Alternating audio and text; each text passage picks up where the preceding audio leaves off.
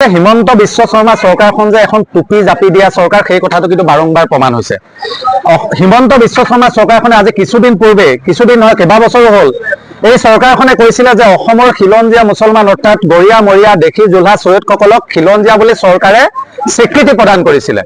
আৰু তাৰ পাছতে আমি অসম চৰকাৰক গুৱাহাটী চচলত প্ৰতিবাদ সাব্যস্ত কৰিবলৈ এখন মেমৰেণ্ডাম দিছিলোঁ যে অসমৰ খিলঞ্জীয়া মুছলমান অৰ্থাৎ গৰীয়া মৰীয়া দেশী জোলহা আৰু চৈয়দসকলৰ একাংশই ডি ভোটাৰ নামত হাৰাশাস্তিৰ সন্মুখীন হৈ আছে। যিহেতু যেতিয়া খিলঞ্জীয়া বুলি স্বীকৃতি দিছে অৰ্থাৎ নিৰ্গোষ্ঠীয় লোক, যাৰ কোনো পৃথিৱীৰ আৰু বেলেগ দেশ নাই, তেতিয়া আকৌ ডি ভোটাৰৰ অৰ্থাৎ সন্দেহজনক প্ৰশ্নটো কেতিয়াও আহিবই নোৱাৰে। কিন্তু অতি দুৰ্ভাগ্যজনক কথা, 2023 চনত 10 নম্বৰ মাহৰ 7 তাৰিখে দিছিলোঁ। তাৰপিছত আমাক কথাও দিছিলে যে ডি ভোটাৰৰ কেছটো সোনকালে শেষ কৰিম। কিন্তু আজি আকৌ পুনৰ নিৰ্বাচন আহি পালেহি, এতিয়া পৰ্যন্ত কিন্তু আমাৰ মানুহে ডি ভোটাৰ নামত হাৰাশাস্তিৰ সন্মুখীন হৈ থাকিব লগা হৈছে। একে নিশাৰ ভিতৰতে প্ৰশাসনক অৰ্ডাৰ আহিল বুলি মানুহৰ ঘৰত গৈ পেলাই কোনোবা খিলঞ্জীয়া মানুহক, গৰীয়া মৰীয়া দেশী জোলহা মানুহক গৈ পেলাই ৰাতিৰ ভিতৰতে উঠাই আনি পেলাই বাংলাদেশ বৰ্ডাৰৰ ইপাৰে থৈছে, আকৌ পিছদিনাখন উভতাই আনি চমজাই দিছে বোলে আমাৰ ভুল হৈছিলে। আচলতে এইবিলাক যে এখন বাংলাদেশী খেদাৰ নামত যে এখন নাটক হৈ আছে, সেই কথাটো স্পষ্ট হৈ গৈছে। আমাৰ কথা স্পষ্ট, অসম তথা ভাৰত বাংলাদেশী মুক্ত হ'ব লাগিব। এজনো বাংলাদেশী অসম আৰু ভাৰতত থাকিব নালাগিব।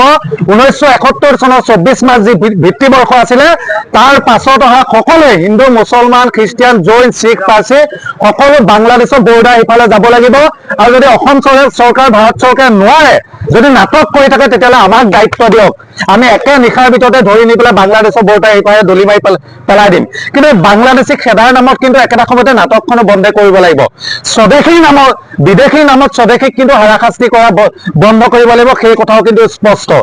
আমাৰ আমচু খিলঞ্জীয়া তৰফৰ পৰা এটা কথা স্পষ্ট যে বিদেশীৰ নামত স্বদেশীক হাৰাশাস্তি কৰিব নোৱাৰিব।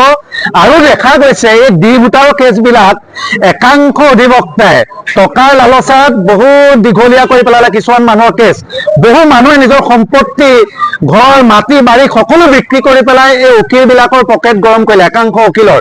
সেই উকিলবিলাককো আমি সাৱধান কৰি দিছোঁ যে ডি ভোটাৰৰ নামত যে মানুহক বা প্ৰৰোচনা কৰি যে টকা ললা, এইখিনিও কিন্তু বিচাৰ হ'ব। আৰু আমি কম সময়তে যিসকল অধিবক্তাই এই মানুহখিনিক ডি ভোটাৰৰ কেছবিলাক, সহজ কেছবিলাক দীঘলীয়া কৰি পেলালে, তেওঁলোকৰ ওপৰতো কিন্তু আমি কেছ ৰুজু কৰিম, সেই কথাও স্পষ্ট। আমাৰ প্ৰথম কথা শেষ কথা, আজি আমি জিলা উপায়ুক্তৰ জৰিয়তে এখন মেমৰেণ্ডাম প্ৰদান কৰিছোঁ অসম চৰকাৰ, অসমৰ মুখ্যমন্ত্ৰীলৈ।